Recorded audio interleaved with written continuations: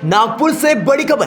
भगवान बिरसा मुंडा की 150वीं जयंती पर आज मानकापुर का जिला क्रीड़ा संकुल रंगा हुआ दिखा। एक भव्य जनजातीय गौरव उत्सव के साथ केंद्रीय मंत्री नितिन गडकरी, मुख्यमंत्री देवेंद्र फडणवीस और कई प्रमुख नेता इस खास आयोजन में मौजूद रहे और आदिवासी समाज ने अपनी पारंपरिक संस्कृति के साथ पूरे जोश में भाग लिया। इस मौके पर रानी दुर्गावती महिला सशक्तिकरण कार्यक्रम और युवक युवती सम्मेलन भी आयोजित किया गया, जहाँ आदिवासी समाज की प्रतिभा और ऊर्जा साफ झलक रही थी। मुख्यमंत्री देवेंद्र फडणवीस ने कहा, सरकार आदिवासी समाज के सर्वगीण विकास के लिए पूरी तरह प्रतिबद्ध है। भव्य सांस्कृतिक प्रस्तुतियां और भारी जन भागीदारी ने इस कार्यक्रम को एक ऐतिहासिक रंग दे दिया। भगवान बिरसा मुंडा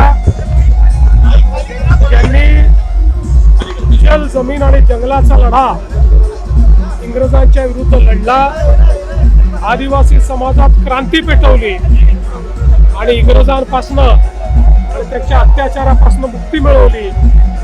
असे धरती आबा भगवान बिरसा मुंडा यांची जयंती जनजाती गौरव दिवसाच्या निमित्ताने आपण साजरी करतो।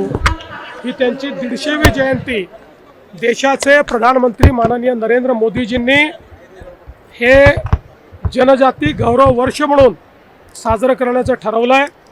त्या निमित्ताने धरती आबासारखी योजना 75,000 कोटी रुपये आदिवासी विकासाकरता त्यांनी दिले आहेत आणि त्याचाच एक मोठा कार्यक्रम की ज्यामध्ये आदिवासी संस्कृती, परंपरा, इतिहास या सगळ्यांचं दर्शन घडेल असा आपल्या आदिवासी विकास मंत्रालयाच्या वतीनं नागपूरमध्ये आयोजित करण्यात आलेला आहे।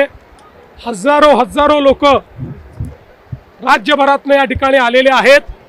अतिशय सुंदर आदिवासी कला आणि संस्कृतीचं प्रदर्शन या ठिकाणी आहे।